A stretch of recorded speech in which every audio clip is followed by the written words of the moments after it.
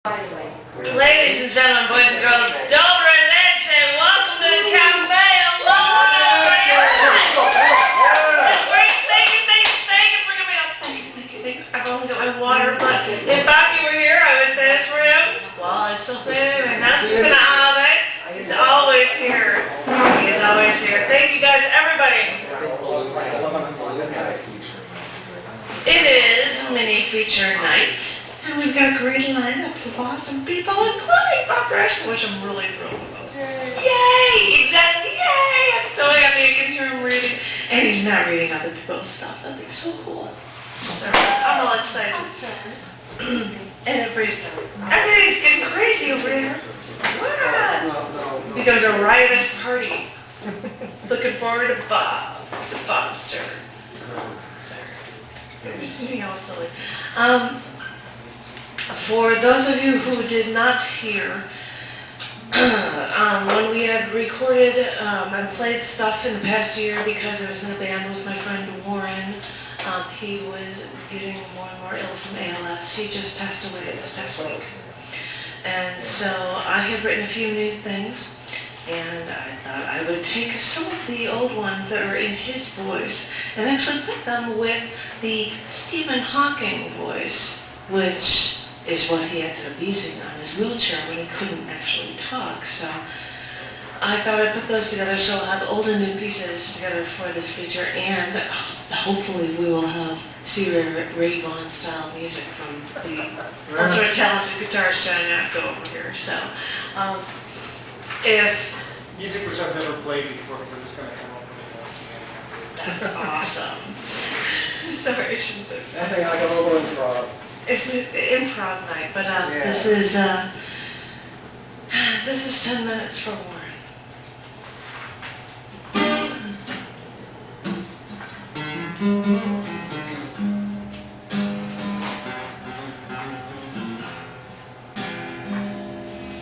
I know about this guy. He sucked his eyeball out with the shock vac. He went to the hospital. Brought the shock vac with him. He was okay, but they couldn't put his eye back in.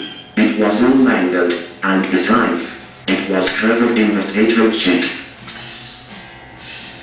Oh, I hear these stories about Warren, but everything about him now is a poem. I think of how you'd make a face at the camera before we put on our little show for no one. I think back to all the music we made. You were the first, you know. Everything about you is now poetic.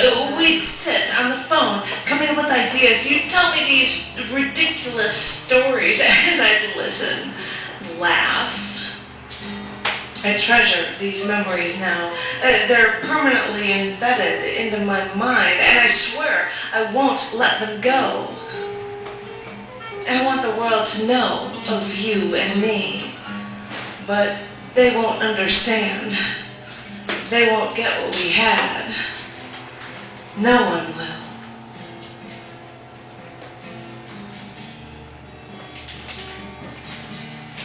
I heard this story about this fat woman who sat naked on a pork chop bone once, and didn't notice when it lodged itself among her folds of fat. Years later, when she felt to sharp pain, and the doctors couldn't figure out what it was, they opened her up and found the pork chop, and realized that her skin just eventually grew over it.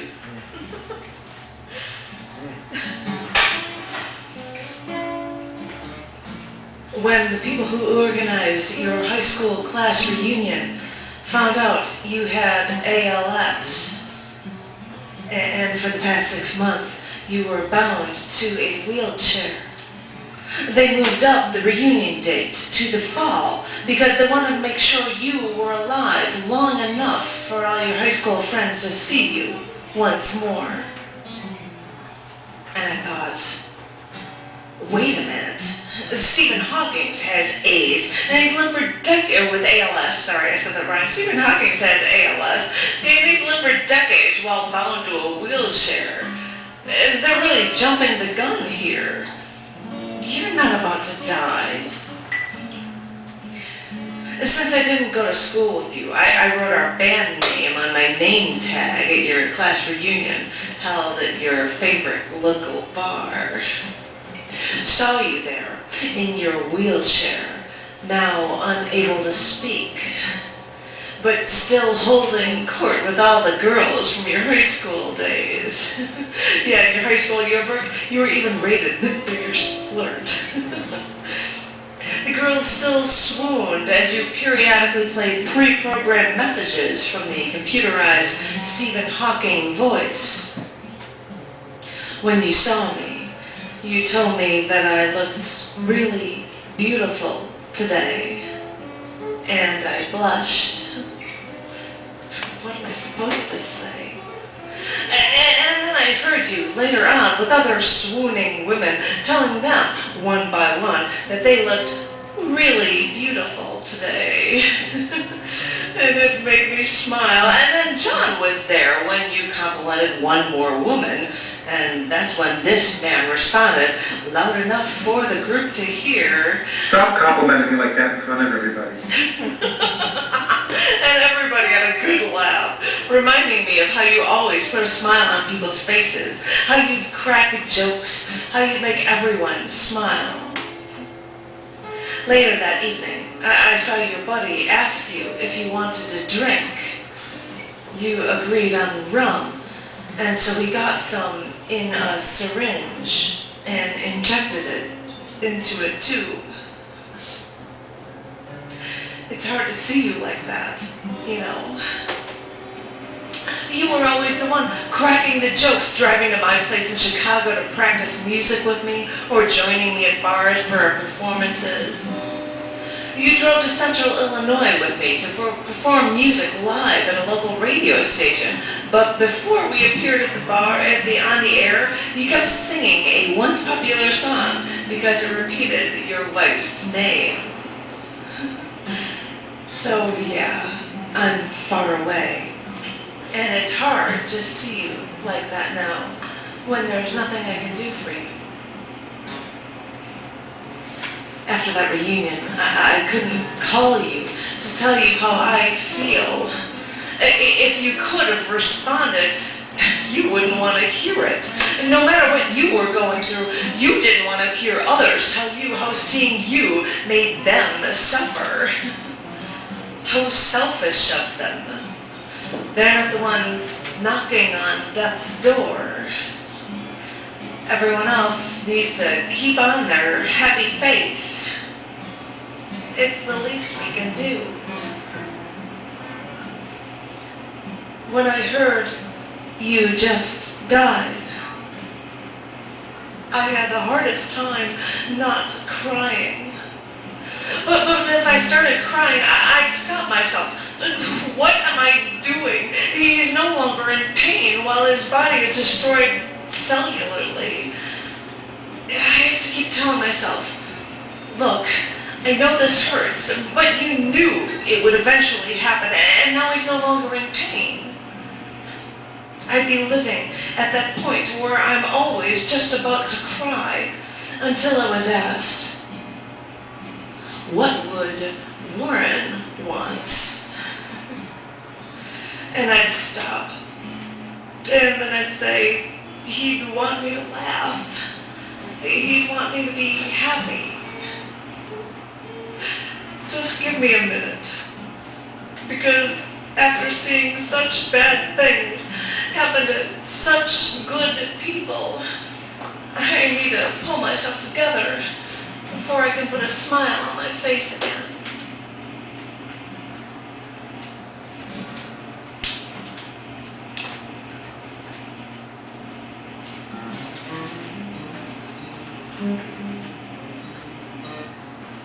It's someone's job to stitch the lips and eyes of a corpse up. It's someone's job to take a generic beige powder and concealer to give my friend the color of life. It's someone's job to trim the facial hair that extrudes after death. It's someone's job to style a corpse's hair so it still looks like the one you love. It's not my job to think of these things when you're the one in the coffin. It's not fair that we see the powder along your face, that we see the powder on your hands is also on your nails. It's not right to see you like this. Why must we make you up this way? It's not the way you lived, and this shouldn't be you after you died. It's someone's job to staple you shut, to make you look more alive. It's someone's job to cosmetically placate our fears, to make us not see what your body has become. It's someone's job to keep our fantasy going, because even though you've stopped living, we can't cope with you dying.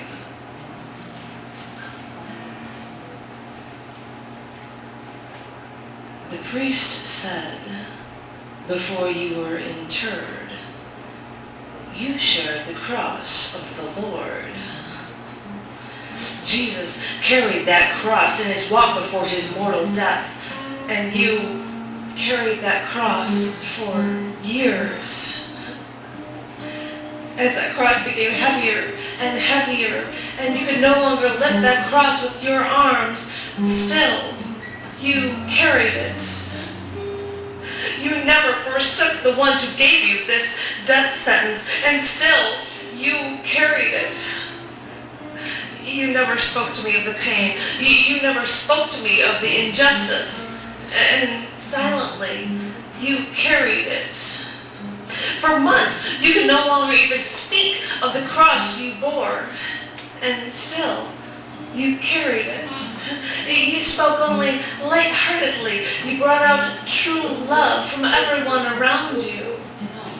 And how you made people love, how you made people good, now only reminds me that with you, like our teacher, like our friend, that I can only continue to pray that the world will be a better place because you were a part of it.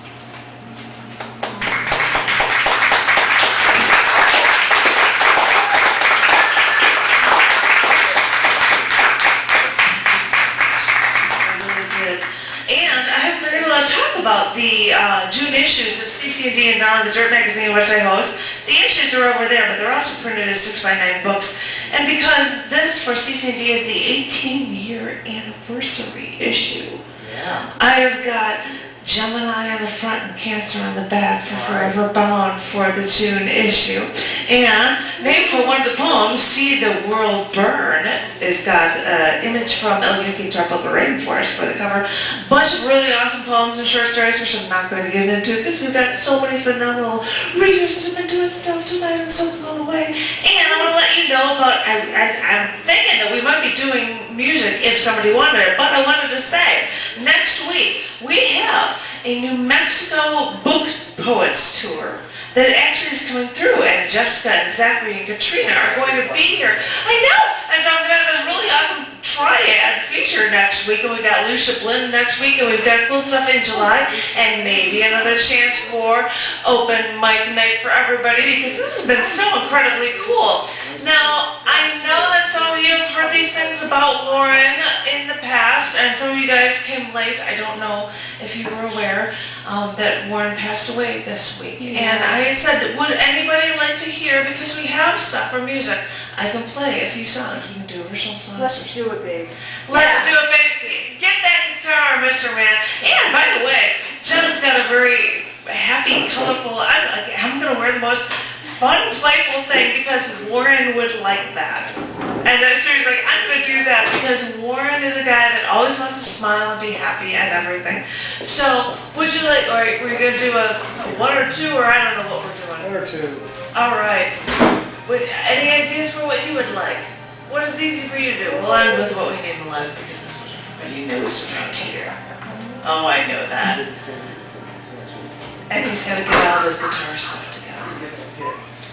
As she came late, a guitarist that I was in an acoustic band with in the 1990s, Warren Peterson, suffered from ALS and was going through the bad ends of it in this past year, and he just passed away this week. So sorry. And I started by reading a few pieces, and he came late, so I thought I'd let you guys know. Do you have anything for a second song? I don't know if we need left. I was going to start off with Oh, okay. All right. He says I'm going to start off with I Need You. This is probably the second song that we ever did. And it's a cover from the Eurythmics, and it's the one that we're best known for because if I'd be wearing a skirt, and by the way, this is what I made a point to think of this. I wore this shirt and these pants at our last Mom's Favorite Race concert in like '96. I had these clothes, and I'm like, I'm going to put them on, this is what I'm going to do. So this is a song that we were famously known for because I could act sexy on it and stuff. This is an acoustic song by the Eurythmics called I Need You.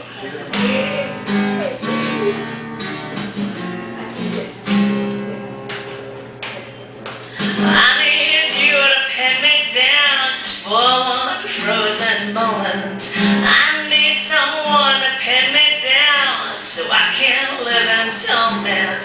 I need you to really feel the twist in my back breaking.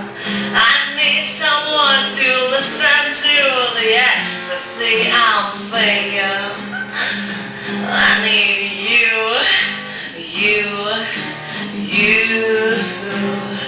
I need you.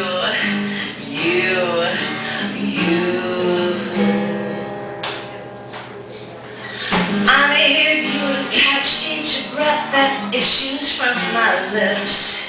I need someone to crack my skull. I need someone to kiss. So hold me now. I may pretend that I won't ever fall. Oh, hold me down. I'm gonna be your baby doll. Yeah. Well, I need you. I need you. I need you. I need you. I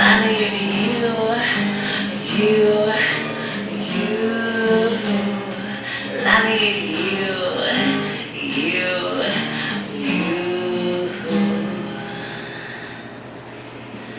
I need you to pin me down just for one frozen moment.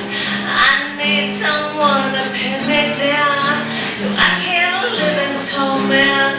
I need you to really feel the twist in my back breaking. I need someone to listen to the ecstasy I'm faking.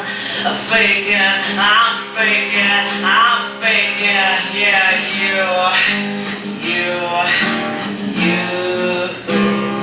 I need you.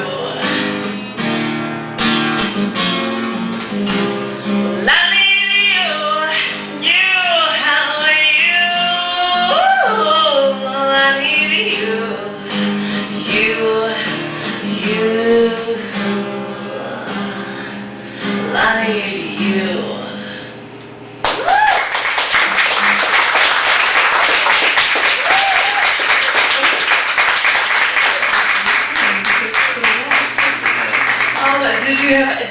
I'm sure nobody has a, he's like, I'm just going to do the one. Yeah. All right, Wayne Allen Jones decided to actually read this as a performance art piece because it was published in an issue, but this is a song that I've read on the actual racetrack for the Indy 500 right after it happened because I'm like, I know it, I might as well talk about it. It talks about being on a long road, might as well.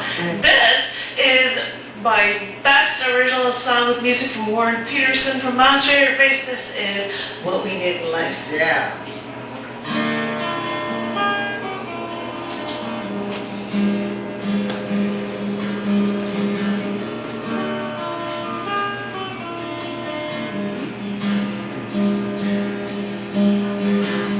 I don't know where this road is taking me anymore, and I don't know the right lines to say.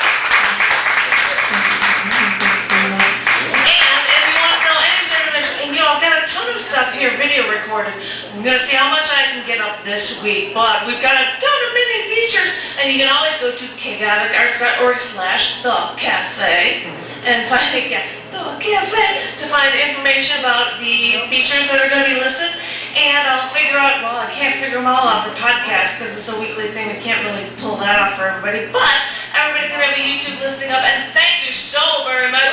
We've got